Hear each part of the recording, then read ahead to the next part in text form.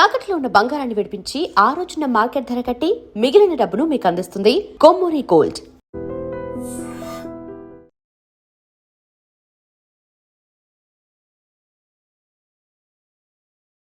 నమస్తే.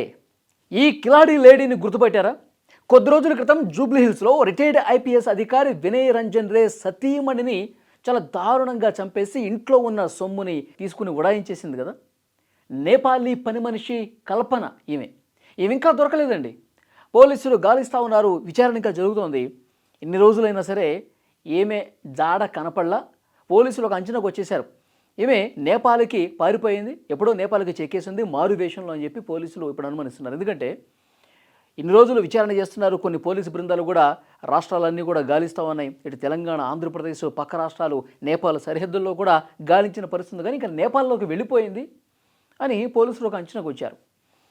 అసలు ఇప్పుడు వరకు జరిగిన ఇన్వెస్టిగేషన్, పోలీసులకు వచ్చినటువంటి సమాచారం ఏంటంటే, ఇప్పుడు ఈమెతో పాటు మరొక 8 మంది కలిసి, ఏమే లేకపోతే 2-3 అనుకున్నారు, కానీ 8 మంది ఉన్నారండి.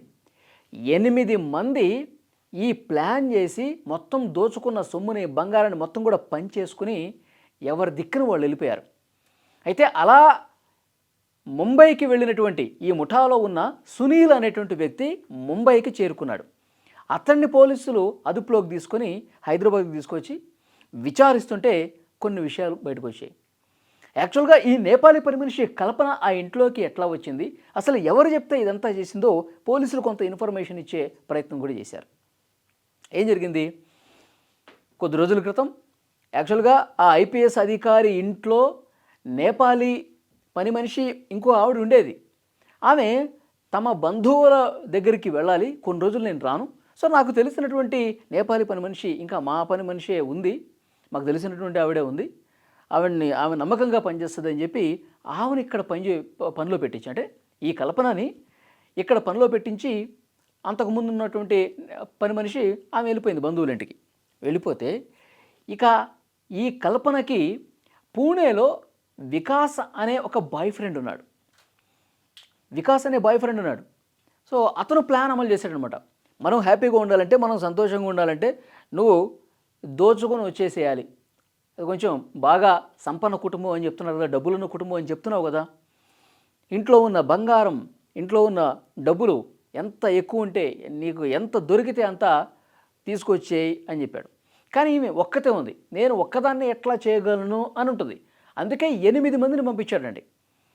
బెంగళూరు నుంచి, నేపాల్ నుంచి, పూణే నుంచి, ఇట్లా ముంబై నుంచి, ఇట్లా వివిధ ప్రదేశాల నుంచి 8 మంది యువకుల్ని హైదరాబాద్కు పంపించాడు.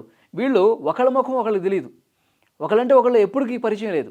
హైదరాబాద్ చేరుకున్న తర్వాత ఒకళ్ళ నుంచి ఒకళ్ళు ఫోన్ చేసుకొని ఈ వికాస్ అనేవాడు పంపించాడు. 8 మంది పంపించాడు. వీళ్ళు ఫోన్లు చేసుకొని ఒక ముఠాగా ఏర్పడి ఒక ప్లాన్ తీసుకుని జూబ్లీహిల్స్ ప్రశాసన్ నగర్లో రెక్కీ చేసి పని మనిషి ఈ కల్పనని కలుసుకొని మాట్లాడుకొని ఏ రోజు మనం వర్కౌట్ చేయాలి, ఏ రోజు మనకు అవకాశం ఉంటుంది, ఏ రోజు మీరు ఇంట్లోకి వస్తే మనం ఐపీఎస్ భార్య తనూజని చంపేసి మనం డబ్బులు తీసుకెళ్ళొచ్చు, ఇవన్నీ కూడా ముందే ఒక వారం రోజుల ముందే ప్లాన్ తీసుకున్నారు. ఈ సూత్రధారి ఎవడిది ప్లాన్ అంతా? ఈమె బాయ్ ఫ్రెండ్ వికాస్, వీడు పూణేలో ఉండి ఆపరేట్ చేశాడు. అయితే ఈ 8 మంది కలిసి ప్లాన్ చేసుకుని ఆ రోజు రాత్రి 10 గంటల సమయంలో గోడ అంటే ఆ ఇంటికి పక్కనే ఒక చిన్న జేహెచ్ఎంసీ పార్క్ ఉంటుంది. ఆ పార్కు లోపలికి వచ్చి గోడ దాటి అక్కడ వీళ్ళ కోసం, ఈ 8 మంది కోసం కల్పన తలుపులన్నీ ఓపెన్ చేసి పెట్టింది.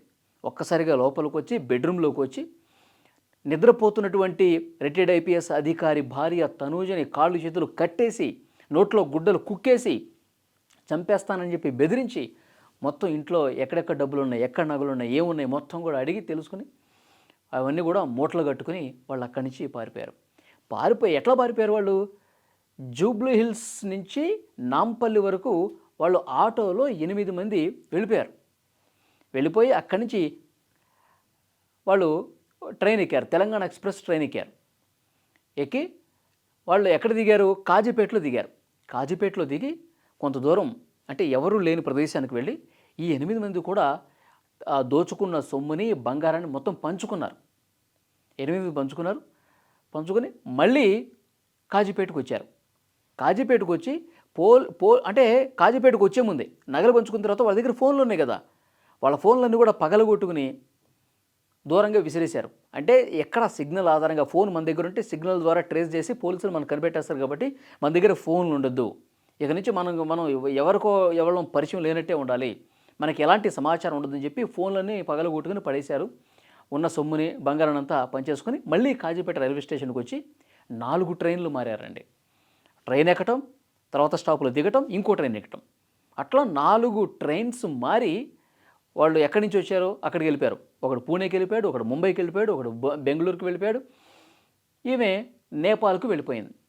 ఈ ప్లాన్ అమలు చేసిన పూణేలో ఉన్నాడు కదా వికాసు, వాడు కూడా డబ్బులు బంగారంతో పనిచేసుకున్న తర్వాత వాడు కూడా నేపాల్కి వెళ్ళిపోయాడు. అయితే వీళ్ళందరూ తలో రాష్ట్రానికి తలో నగరానికి వెళ్ళిపోయారు కదా వాళ్ళ సొంత గ్రామానికి. ముంబైలో సునీల్ అనేవాడిని పట్టుకున్నారు. ఈమెను పట్టుకోవాలా, ఇంకా ఆ ప్లాన్ గీసిన వికాస్ అనేవాడిని పట్టుకోవాలా.